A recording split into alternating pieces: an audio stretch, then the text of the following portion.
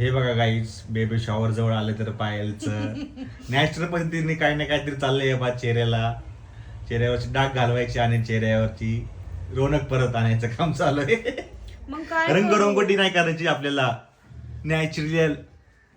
काय करू मग?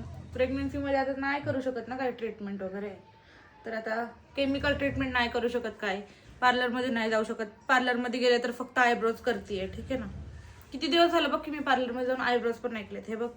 आणि फेस पूर्ण खराब झालाय. तुमच्याकडे काय उपाय असेल ना तर मला सांगा प्लीज.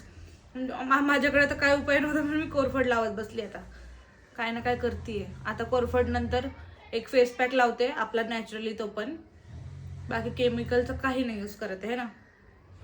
तू पण चांगली लाव. गोष्ट आहे, नको.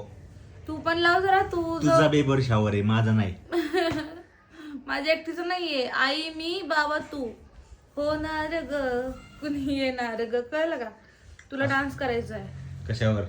गाण्यावरती. आई तू तुला बोलायचं ते गाणं, तुला, मला नाही. आई तू क्विक, बाबा मी.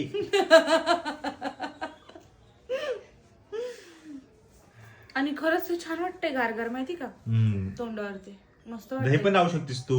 हो, लावायला तर भरपूर लावू शकते प्रतीक, पण मला वेळ नाही दुपारची ना. झोप येते हो ना. खूप. मी आता पण Busy माझी people. झोप कंट्रोल, माझे डोळे बघा कसे लाल लाल झालेत. हो ना. झोप कंट्रोल करून मी लावत बसली. आता हे 15 मिनिटं ठेवते फेसवरती, है ना. ओके.